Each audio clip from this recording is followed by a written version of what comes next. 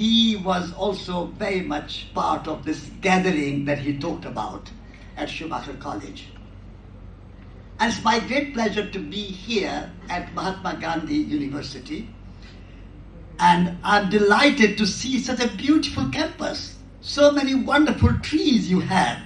And I was told that in this university, there are 30 acres of land totally protected and reserved for the trees.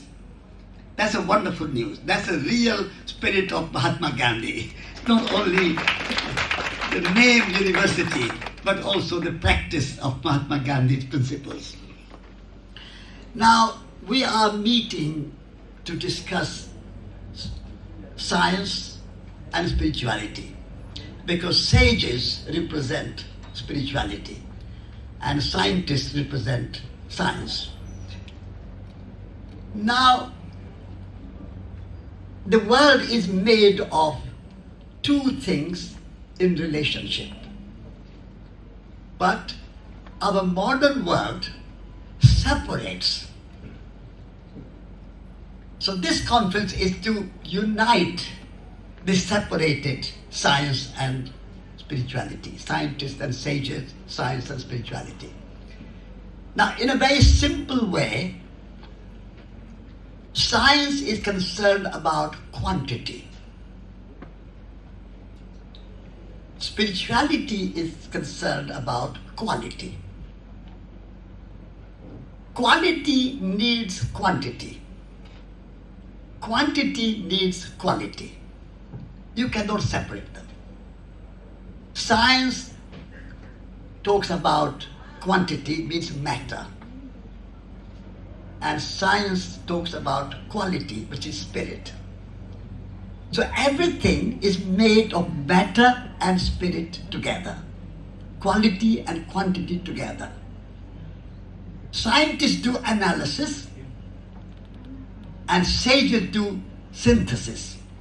We need analysis, but we need synthesis. So this idea that science goes one way and spirituality is mumbo jumbo, that's kind of irrelevant.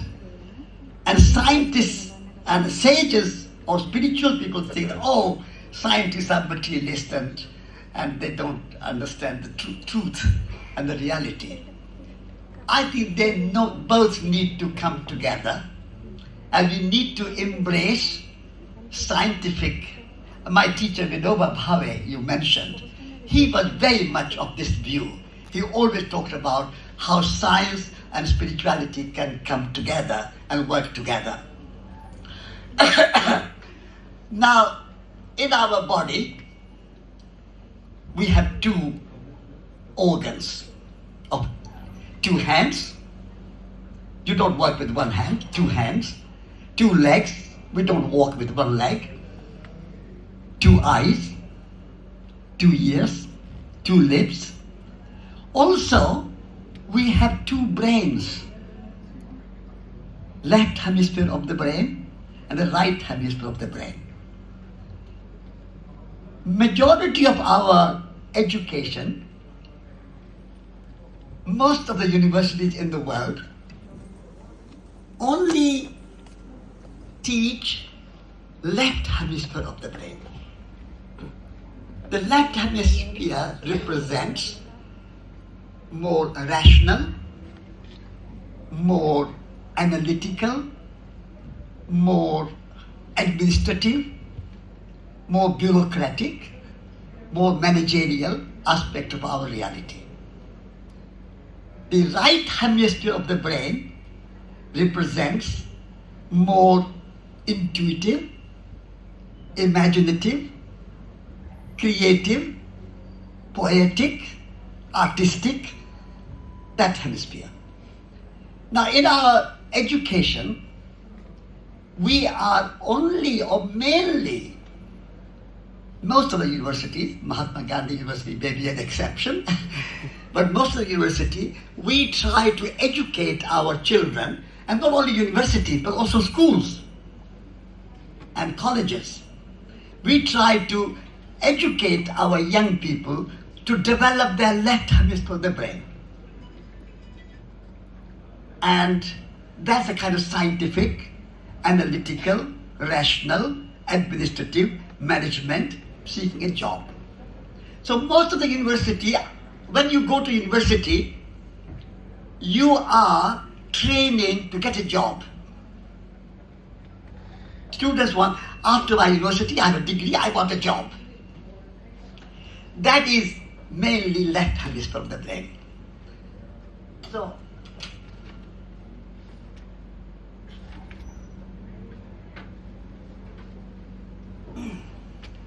I would like our schools and universities to teach young people not just for jobs, but work. There's a difference between jobs and work. What am I going to do which is a complete work, more holistic work, which is creative and makes me happy, makes me enlightened even. That's the kind of education Mahatma Gandhi envisioned. He called it Nai Talim, new education. So I hope that Mahatma Gandhi University is teaching that new kind of education. One of the things, how we make a new kind of education, at Schumacher College we tried that every student should have education of head, education of heart, and education of hands. At the moment, in our majority universities, we teach only head and only half head, left hemisphere of the brain, and no right hemisphere of the brain, and no heart, feelings, compassion, kindness, courage. You know the word for heart in French is cœur, and from the cœur comes courage. Many of young people come out of universities lacking courage, fearful, doubtful. How am I going to live? Who is going to give me a job? How am I going to manage my life? So this is what we try at Schumacher College, and I want to see Mahatma Gandhi envisioned. I want to see all our schools, small schools, like primary schools, secondary schools, colleges, universities, teaching young people to be courageous, to take risk in life. To live is to risk. And we don't teach our young people to be courageous and compassion. You talked about love this morning. No university, generally speaking, has love as part of their education. That's a heart quality. And then hands. Our young people come out of the schools and universities. They can have a rational thinking. They are very clever in their mind. But they cannot make anything. These hands are a wonderful gift from the universe. Just imagine what your two hands can do. These two hands can take an ordinary piece of wood and turn it into a beautiful furniture. Ordinary piece of clay and can turn that into beautiful pot. Ordinary color, ordinary brush, ordinary canvas, and you can make a great painting. These two hands are a wonderful gift to us in the universe. And most of the universities in the world, not only India, but Europe, America, everywhere in the world, we are thinking hands are just useless. Everything has been done by machine. And in order to make a machine, you need lots of minerals, to do a lot of mining. In order to run the machine, you have to need a lot of fossil fuel. You have to mine the coal. You have to dig the wells, dark oil from the ground. And you know the dark oil coming from the ground is a dark energy. And I call it underground. I mean, metaphorically speaking, the hell is underground. And so our energy coming from the hell, the coal and oil, the dark energy is coming from the hell. And therefore, if energy coming from the hell is creating hell on earth. And so we have global warming, we have climate change, we have pollution, we have waste. All that is created by this huge technological so-called development, so-called progress. And we have lost our hands. There are 8 billion people on this planet. 16 billion hands. What are they doing? Of course, in rural areas, people are using their hands, they are building houses, they are growing food, they are making pottery, they are making furniture. But in a city like Kottayam or Kolkata or Mumbai or London or New York or Paris or Moscow, we just sit behind the desk and maybe use 2 thumbs on our smartphone or computer and nothing much more. I live in England. You don't cook food anymore. People don't know how to cook food. Lots of supermarkets you go to. And a ready-made cooked food in the machine, microwave. And you buy ready-made food in a plastic package. And bring it to your home and sit in front of a computer, watch the computer and eat your sandwiches. Many houses are now being built without a kitchen. Can you imagine? Kitchen is out of date. So I would like our education, what Mahatma Gandhi said, Nai Talim, is to use hands. Making is not just a job, it's a pleasure. I'm 89. I cook. I garden. I do washing up. I don't have a washing up machine. People ask me, you are 89. What's the secret of your life? Why do you have so much energy, so much enthusiasm? I said, the secret of my 89 years old man, still energy. I can travel around the world. I can stand in front of you to speak. I do garden. I have 2 acres of garden. I have 15 apple trees. This year, I've already made 200 bottles of apple juice. I don't buy apple juice. I make my apple juice. So, doing things with your hand is a pleasure. It's not a job. It's not a pressure. It's a pleasure. So, education, every school in the world should have a garden. Mahatma Gandhi University must have a garden. And every student must learn how to plant seeds and see the miracle of nature. You plant 1 tomato seed in the ground, and that tomato seed is going to be a plant, and that plant having leaves and flowers, and out of those flowers coming green tomatoes, and then yellow tomatoes, and transforming into red tomatoes, and a juicy tomato with 20 seeds in it, and you eat it. What a miracle of nature. We just see news on the computers and the television, and we see various kind of internet and so on our smartphones. But we don't see the miracle of nature. Our students don't go out of the university.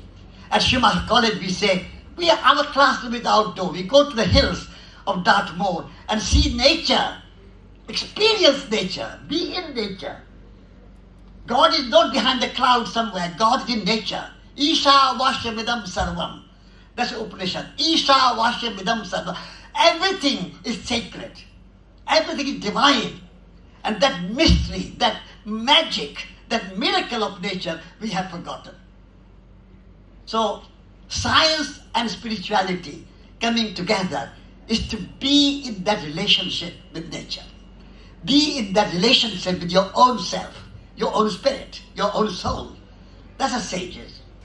And be in relationship with the natural world and with everybody.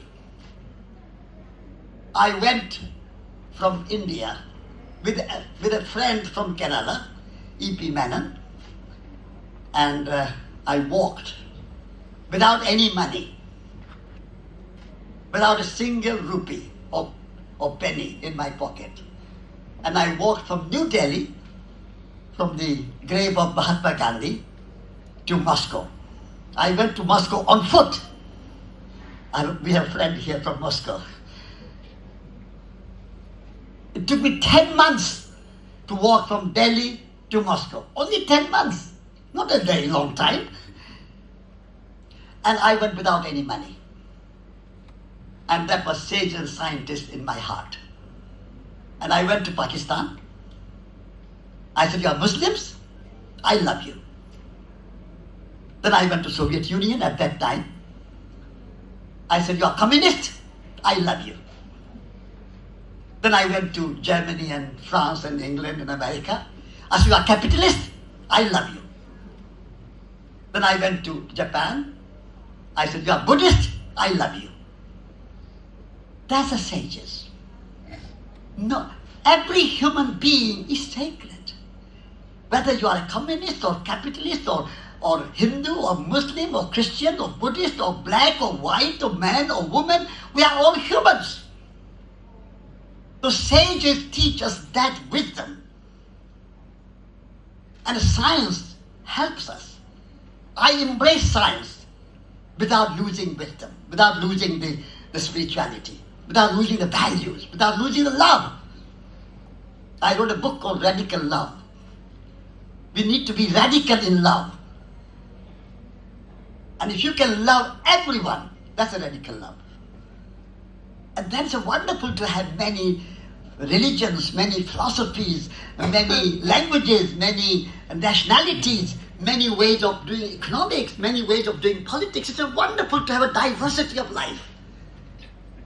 That's, I think, in the teachings of Vinoba Bhave, Sant, sage, and Mahatma Gandhi, and the Buddha, and St. Francis, and Jesus Christ. All the great sages, and Einstein.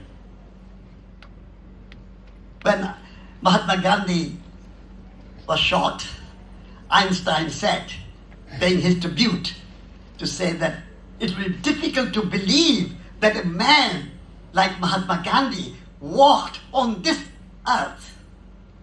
That was a tribute of scientist. So Einstein was not just a scientist, he had spirit in his heart. So I would say that we need to embrace science and spirit together and bring education of head, heart and hands together. This separation, this dualism, this disconnection, this lack of relationship is not going to make us happy. Only when you are in a relationship, you are happy. You love your wife, you love your children, you love your husband, you love your mother, you love your father, you love your friends, you love your neighbor. That relationship makes you happy. You have lots of money but no friends. You are not going to be happy. You have lots of money but your wife is deserting you or divorcing you. You are not going to be happy. You have lots of money and lots of houses, lots of cars, but you have no neighbors hate you and you hate neighbors. You are not going to be happy. Happiness comes in relationship. When I have my friends, I have my husband, wife, children, parents, neighbors, everybody I love, I'm happy because I love everybody. Whether I have money or not doesn't matter. I never think of money. Money just comes and goes. There's a kind of an idea. The real thing is relationship. So this separation from science and spirituality, separation from scientists and sages, and no connection, no relationship. Everything is as Cherian said. Nothing can exist in this world on its own. Not a single atom, not a single electron or proton can exist by itself. Our body is made of billions of bacteria. It's a kind of universe. We are made of sun and the moon and the rain and the earth and the air and the fire and the water and the consciousness, the spirit and the relationship and many, many millions of things. Relationship is the key to all our existence. And we have forgotten that. Individualism, separation. I'm a Hindu, you are a Muslim, I'm a Christian, you are a Buddhist, I'm a communist, you are a capitalist. I want to have a diversity and unity dancing together. Do not separate diversity and unity. The moment you separate diversity and unity, unity becomes uniformity. And diversity becomes division and conflict. We should embrace diversity and not turn into division and conflict. And we should embrace unity and not make uniformity. Everybody wearing same jeans and everybody drinking same Coca-Cola or everybody drinking same McDonald's or everybody same, wearing same jeans, blue jeans and same dress. I mean, India is a country and culture of diversity. And nature is diversity. We are all humans. We are all of you are mostly from Kerala. But no two Keralans, no two humans, no two Indians look the same. Diversity is a good thing. And so, diversity and unity dance together. And we do not turn diversity to division and conflict. And we do not turn unity into uniformity. Many of our problems today in the world are product of desire to create uniformity. Whole world should follow one economic system. Whole world should follow one political system. Everybody should be either following America or Russia or China. Why? We must have that autonomy. Each and every individual is given their own mind. Each and every one of us. And so, this is what sages and scientists coming together means to me. That we are all united and autonomous. At the same time, it's a miracle, it's a beautiful. That we are together and we are still individual. All of us have our own brain, our own voice, our own heart, our own hands. We can be autonomous, build our house, grow our food, write our books, make our picture, make our furniture. We can do everything. Universities are a new thing in the world today. The Buddha was not at a Mahatma Gandhi University or Oxford or Cambridge or Yale or Harvard. But can you produce a Buddha from Harvard and Yale and Oxford and Cambridge and Kottayam and any other university? Can you produce Shakespeare? Can you produce Rabindranath Tagore? You quoted. Rabindranath Tagore did not go to any university of life. So, sages and scientists must come together. And many of our problems are in that separation, in division, in conflict, in individualism, and no sense of community, no sense of the sacred, no sense of the deep consciousness of which we are one integral part. Without consciousness, I mean, what is visible is physical, material, is sacred. We need material. We need Holy Spirit and Holy Matter. In our Christian tradition, we say Holy Spirit. Holy Spirit, yes, but Holy Matter. Treat matter as sacred. Then sages and scientists come together.